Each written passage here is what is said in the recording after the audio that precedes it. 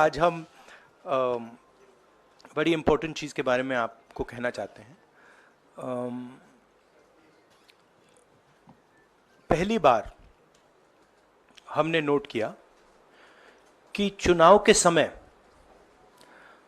प्रधानमंत्री ने, home minister ने और फाइनेंस मिनिस्टर ने स्टॉक मार्केट पर टिप्पणी दी। प्रधानमंत्री ने 2-3 बार 4 बार देश को कहा कि स्टॉक मार्केट तेजी से आगे बढ़ने जा रही है। होम मिनिस्टर ने सीधा कहा कि 4 जून को स्टॉक मार्केट आसमान में जाएगी, लोगों को खरीदना चाहिए। और यही मैसेज फाइनेंस मिनिस्टर ने दिया। फर्स्ट, ये आज थोड़ा हम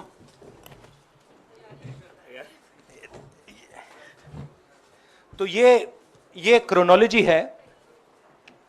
अमित शाह कहते हैं बाय शेयर्स बिफोर 4 जून। 19 में नरेंद्र मोदी जी कहते हैं stock market will break records on June 4। फिर 28 मई को रिपीट करते हैं। 1 जून मीडिया झूठे एग्जिट पोल रिलीज करती है। बीजेपी का ऑफिशियल जो इंटरनल सर्वे था वो उनको 220 सीट दे रहा था। तो ये इंफॉर्मेशन बीजेपी के लीडर्स के पास था। इंटेलिजेंस एजेंसीज ने 200 और 220 के बीच में सरकार को बताया था कि उनकी सीट्स आ रही हैं। 3 जून को स्टॉक मार्केट सारे रिकॉर्ड तोड़ देता है और 4 जून को खटाक से स्टॉक मार्केट अंडरग्राउंड चला जाता है। अगला स्लाइड दिखाइए जरा। ये देखिए 31 मई मैसिव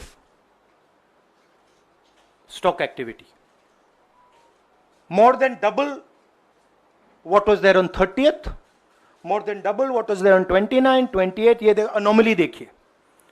ये कौन लोग हैं? ये वो लोग हैं जो जानते हैं कि कोई ना कोई घपला हो रहा है। हजारों करोड़ रुपए यहां पे इन्वेस्ट हुए हैं, फॉरेन इन्वेस्टर्स ने इन्वेस्ट किए हैं। और उसके बाद 30 लाख करोड़ रुपए का लॉस होता है। किसका लॉस होता है? रिटेल इन्वेस्टर्स का लॉस होता है। तो ये जो आप देख रहे हैं हिंदुस्तान की स्टॉक मार्केट की हिस्ट्री का सबसे बड़ा स्कैम है। और इसके बारे में हम कुछ सवाल पूछना चाहते हैं। पहला सवाल, why did PMNHM give specific investment advice to the 5 crore families investing in the stock market? Is it their job to give investment advice? Second, why both interviews were given to the same media house owned by the same business group which is also under SEBI investigation for manipulating stock market? Third, what is the connection between the BJP, the fake exit pollsters and the dubious foreign investors who invested 1 day before the exit polls were announced and made a huge profit at the cost of 5 crore families?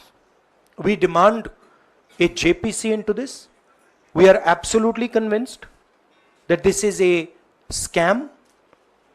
Somebody has made thousands of crores of rupees at the cost of Indian retail investors, and the Prime Minister and the Home Minister have given an indication to buy. And this is a criminal act. So we demand today a joint parliamentary committee to investigate this. मैं हिंदी में बोल देता हूं, प्रधानमंत्री ने देश की जनता को इन्वेस्टमेंट एडवाइस क्यों दी और 5 करोड़ परिवारों को जो इन्वेस्ट करते हैं उनको प्रधानमंत्री ने, होम मिनिस्टर ने स्टॉक खरीदने का आदेश क्यों दिया। दूसरा, दोनों इंटरव्यूज जो किए गए थे वो अदानी जी के जो चैनल्स हैं उनको दिए गए थे, उन पर सेबी का इन्वेस्टिगेशन हो रहा है, तो उन चैनल्स का क्या रोल है। और बीजेपी के बीच में जो फेक एग्जिट पोलस्टर्स हैं और ये जो फॉरेन इन्वेस्टर्स हैं, इनके बीच में क्या कोई रिश्ता है, और अगर रिश्ता है तो क्या है।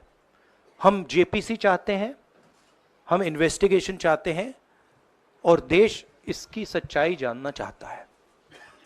धन्यवाद। शुक्रिया राहुल जी। साथियों, अभी अभी राहुल जी ने आपको स्पष्ट तरीके से क्रोनोलॉजी समझ लिया है। बार बार गृह मंत्री कहते थे अब क्रोनोलॉजी समझिए। आज राहुल जी ने देश को क्रोनोलॉजी समझाया है।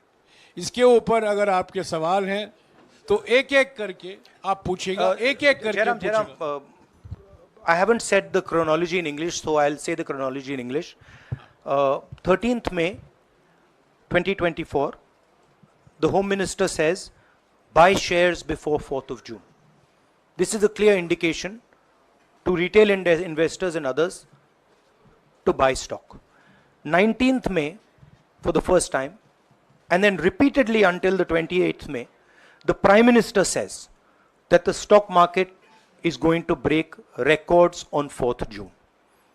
Finally, on 1st June, completely fictitious exit polls are released. These investors are given a completely wrong impression. And on the 3rd of June, as we all know, the stock market breaks all records and then crashes on the 4th of June. Whoever has made money as the stock market rose and also as the stock market crashed. And we are interested in having a joint parliamentary committee, a JPC, to investigate the role of the Prime Minister, the role of the Home Minister, role of BJP members, and also those people who have done these fake exit polls. And finally, we want to understand who are the people, these foreign investors, who did these trades. So we want an investigation for that.